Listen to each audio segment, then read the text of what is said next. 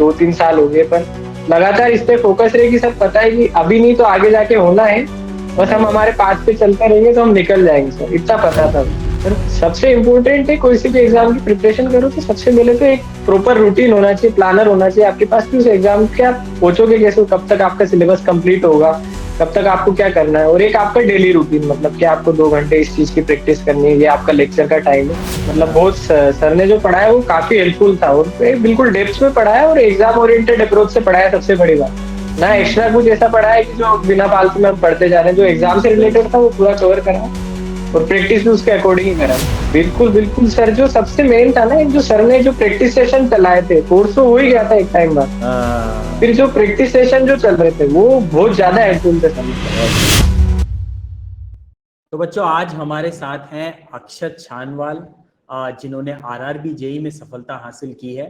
तो उनसे उनकी जर्नी के बारे में जानते हैं और समझते हैं किस तरीके से उन्होंने प्रिपरेशन करी, किस तरीके से उन्होंने अपने आप को प्रिपेयर किया इस महत्वपूर्ण एग्जाम के लिए।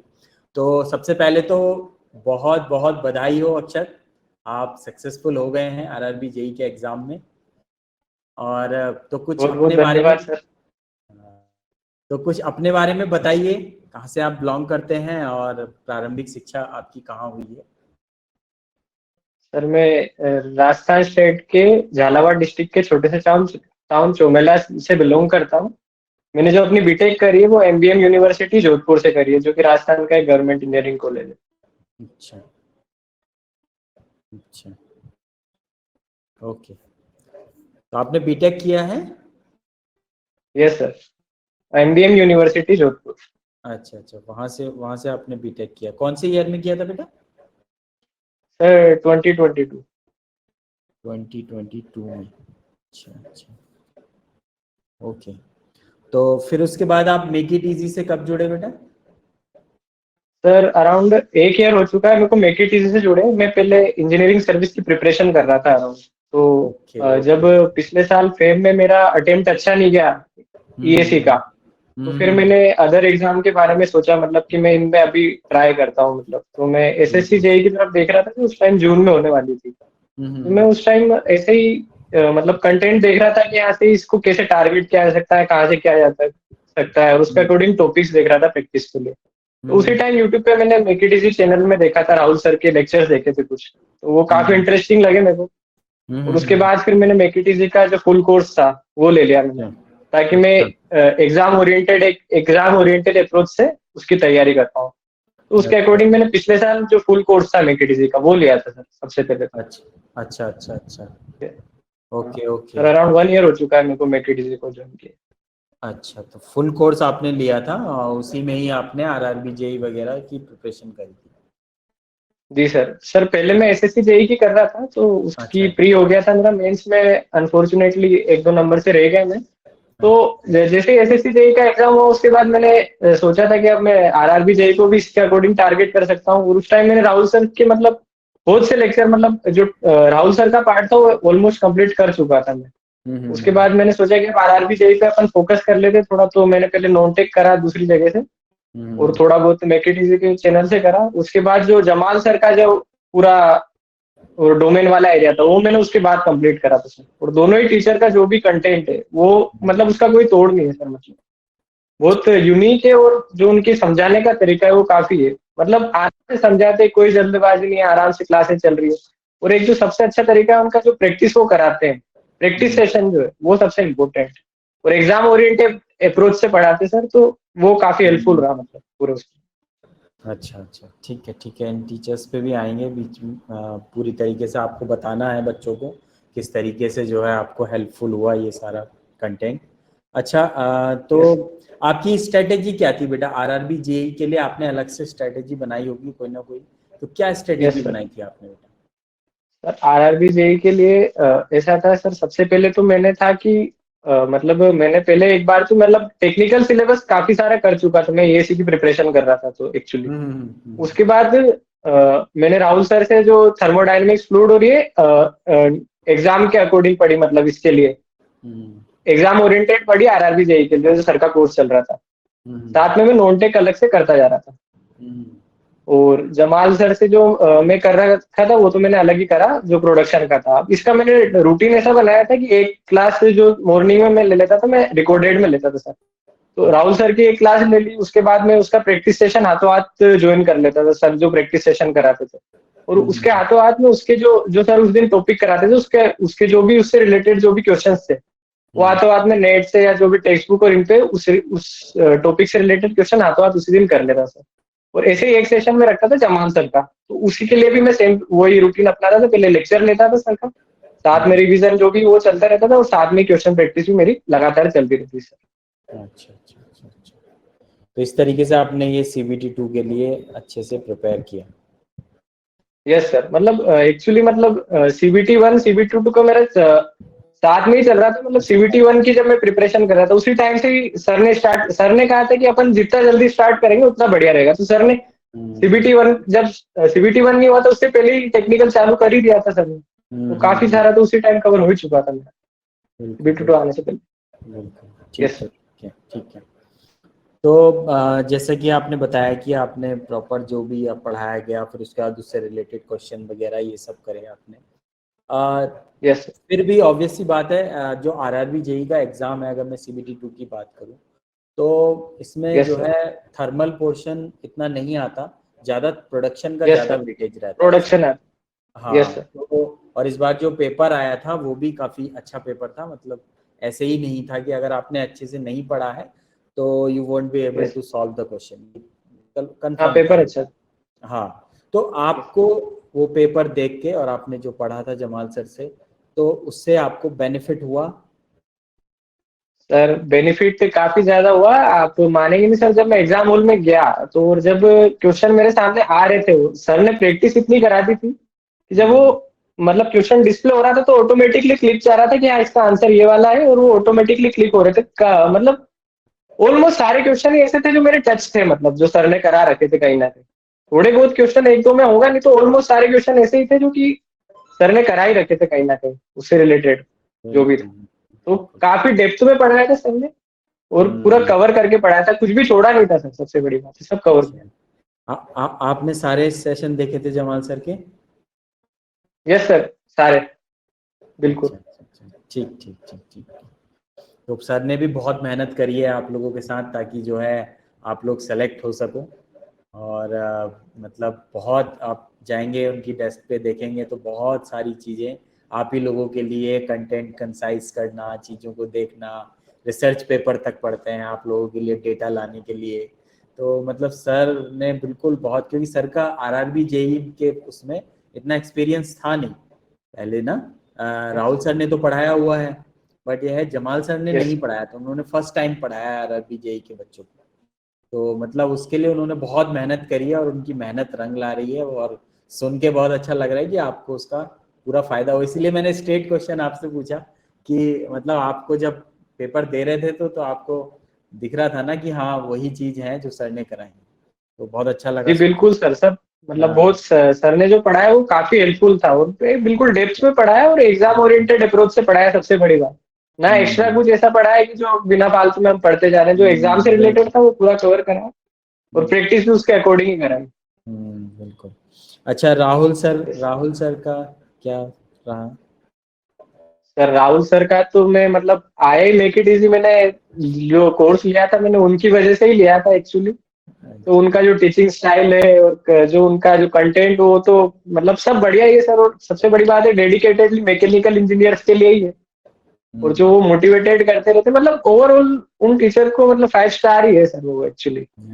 उनकी वजह से ही मैंने मेक इट इजी लिया था एक्चुअली, राहुल सर की वजह से ही मैंने लिया था सर। और बिल्कुल मतलब बिल्कुल। काफी इंस्पायर हूँ सर उनसे मैं। काफी हम्म, मेहनती है सर।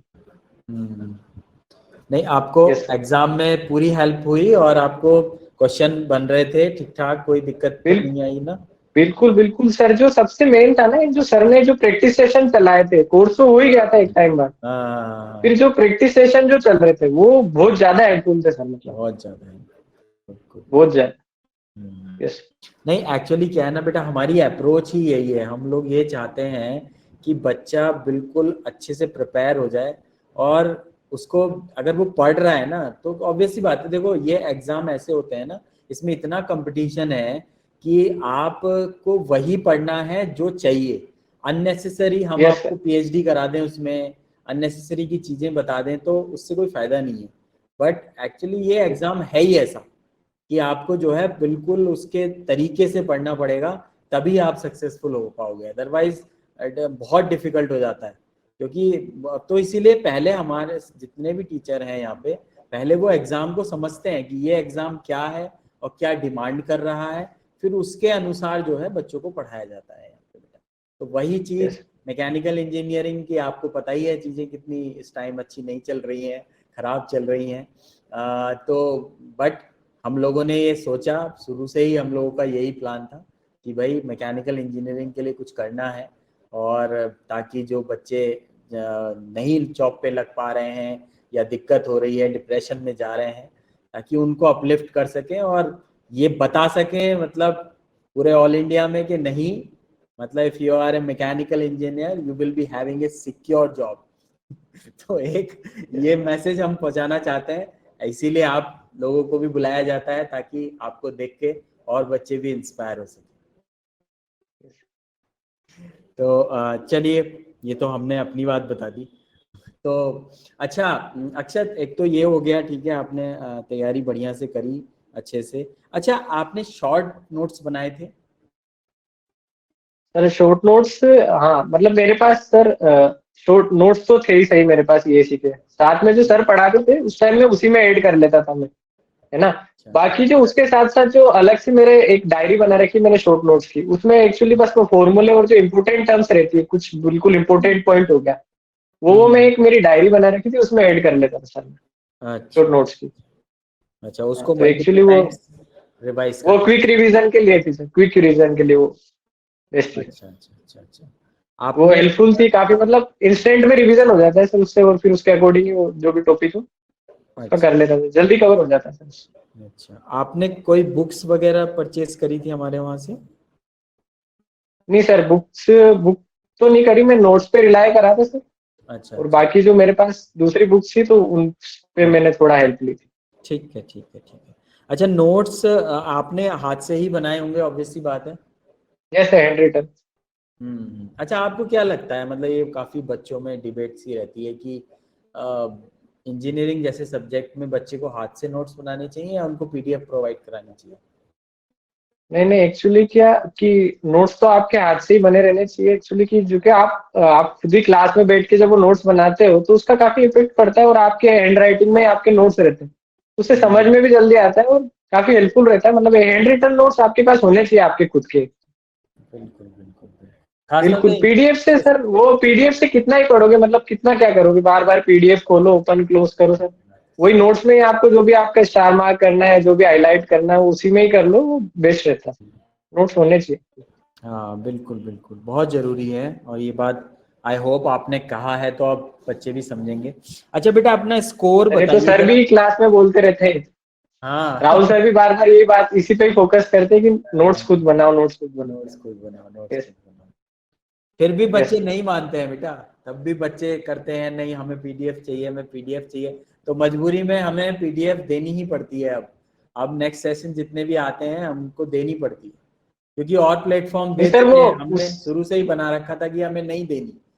बट बच्चे जो हैं बिल्कुल ऐसे हो जाते हैं कि नहीं सर मैं जॉब कर रहा हूँ, मेरे पे टाइम नहीं है, मैं बना नहीं पाता हूँ, मैं लिख नहीं पाता हूँ, ये वो करके मतलब बच्चे नहीं कन्वेंस सर, कर। वो भी मतलब आपने जो पीडीएफ प्रोवाइड कराई वो भी किसी किसी मतलब बहुत सारे बच्चों के लिए हेल्पफुल है, बहुत सारों के इशू रहते हैं सर, जो थोड़ा लेट ज्वाइन करते हैं तो उनको टाइम ही नहीं मिलता एक्चुअली।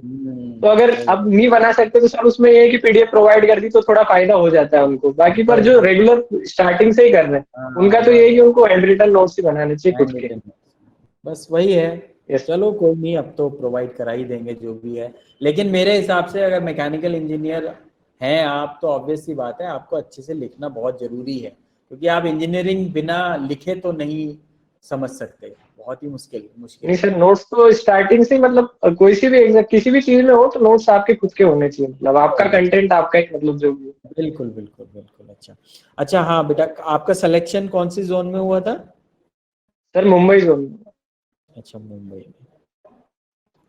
और आपके मार्क्स कितने थे बेटा सीबीटी 1 में? सर CBT 1 में 78 मार्क्स थे मेरे। अच्छा 78 मार्क्स थे। और CBT 2 में 95।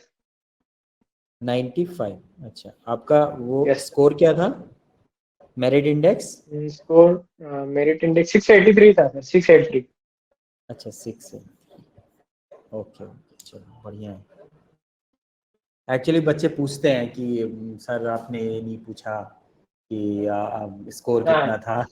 थोड़ा सा अंदाजा लगा लेते हैं ना कि किस जोन में है, कितने मार्क्स आए हैं, तो इसीलिए आपके यस सर। डिटेल पूछी गई थी। अच्छा अच्छा, ठीक है। आपने 2022 में पास आउट किया, उसके बाद आपने प्रिपरेशन करी, एससी की प्रिपरेशन करी, फिर उसके बाद आप जो है आपने सोचा कि अगर यहाँ नहीं हो रहा तो दूसरे एग्जाम्स को भी जो है वो करना चाहिए। तो ऑब्वियस सी नहीं बात है। एक्चुअली सर वो हम्म, प्रिपरेशन तो साथ में उस टाइम भी थोड़ी कंटिन्यू मतलब रख रखी थी, पर मतलब थोड़ा उस टाइम पे क्या कि फेब में ही एग्जाम हुई थी और थोड़ा ऐसा लग ही रहा था कि अब मतलब थोड़ा ब्रेक लेते हैं, मतलब किसी और चीज पे फोकस करते हैं। हम्म, तो साइड में मतलब एसएससी जेई और आरआरबी जेई पे मैंने फोकस किया, और हम्म, उस टाइम पे जब एग्जाम थी तो प्रॉपर आरआरबी जेई पे ही फोकस किया। बिल्कुल बिल्कुल, ऑब्वियस सी बात है। अब करना तो पड़ता ही है, प्लान बी हमेशा रहना चाहिए। चाहे यस सर। आपका जो है मेन गोल कुछ भी हो, मतलब एक प्लान भी हमेशा आपके बैक ऑफ द माइंड होना चाहिए कि ये अगर ये नहीं तो फिर ये भी मेरे को ट्राई करना ही करना है। यस तो सर, वो आपने थोड़ा मतलब जरूरी है मतलब, क्योंकि वैसे ही हमारी वैकेंसीज तो कम है। मतलब इतनी तो बस ये आरआरबी है जिसमें थोड़ी वैकेंसीज आ गई, नहीं तो ईएससी और एसएससी में तो देखा ही है सर की वैकेंसीज का, बहुत कम आता है मैकेनिकल सर। का तो थोड़ा बिल्कुल बिल्कुल वही है सर। बिल्कुल। तो वो नहीं नहीं, बहुत जरूरी है बहुत सर मतलब। नहीं नहीं, बहुत सही स्ट्रेटेजी थी आपकी।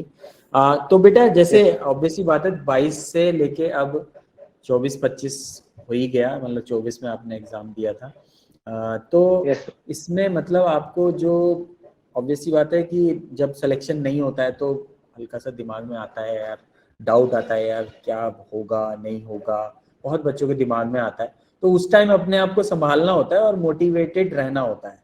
तो आपने अपने आप को मोटिवेटेड रखने के लिए क्या किया? सर, मोटिवेटेड रखने के लिए एक तो पेरेंट्स की तरफ से तो फुल सपोर्ट था। पेरेंट्स ने तो कभी कुछ कहा ही नहीं, मतलब कि ऐसा तो कोई सीन ही नहीं है कि घर से प्रिपरेशन करो करो आराम से, हम्म, कोई दिक्कत नहीं है। बाकी हम्म, ऐसा था कि जब 23 का ईएससी दिया तो सिलेक्शन नहीं हुआ, पर ये था कि पेपर मतलब अच्छा किया कि हम कर सकते हैं, चलो एक और बार ट्राई करेंगे, मतलब अच्छे तरीके से करेंगे। तो सबसे बड़ा हम्म, मोटिवेशन तो ये था कि हमें पकड़ में आ रही है, ठीक है पेपर में थोड़ा इधर उधर हो गया कि हम कर सकते हैं, मतलब आगे हम्म, से टेक्निकल हमने स्ट्रॉन्ग कर ही लिया था। तो आधा बिल्कुल बिल्कुल। मोटिवेशन तो इससे था कि हमने पढ़ रखा है मतलब। बाकी हम्म, साथ में ये था कि घर वालों का फुल सपोर्ट था, और थोड़ा दोस्तों से भी, मतलब जो साथ में बातें कर, जो भी साथ में प्रिपरेशन कर रहे थे उनसे भी डिस्कशन होता रहता था साथ में, उनसे कनेक्टिविटी रख रखी थी सर, ताकि थोड़ा मतलब मोटिवेटेड है उनका क्या चल रहा है, कैसे क्या पढ़ाई हो रही है, और उससे काफी हेल्प मिलती है साथ में कोई प्रिपरेशन करता है।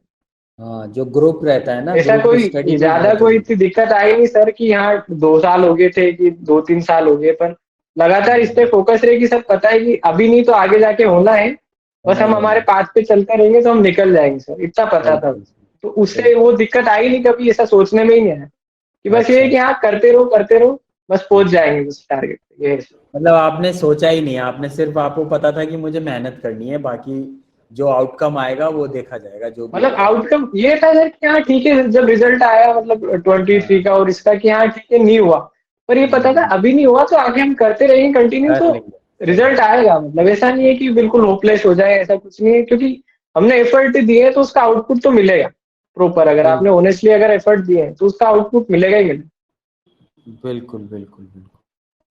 चलिए। अच्छा, वैसे तो अधिकतर बातें मैंने आपसे पूछ ही ली हैं।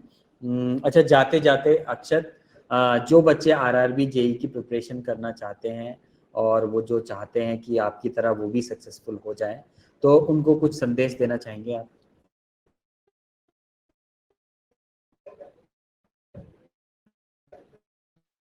Hello yes sir. अक्षत, मेरा क्वेश्चन सुनाई दिया आपको? सर जी रिपीट कर दीजिए सर, पता हाँ नहीं। चलो, मैं रिपीट करता हूँ। वैसे तो सारी चीज़ें मैंने आपसे पूछ ली हैं। बस जाते जाते आप जो बच्चे आरआरबी जेई की प्रिपरेशन करना चाहते हैं और आपकी तरह सक्सेसफुल होना चाहते हैं, तो उनको कुछ संदेश देना चाहेंगे आप? जी सर, बिल्कुल सर।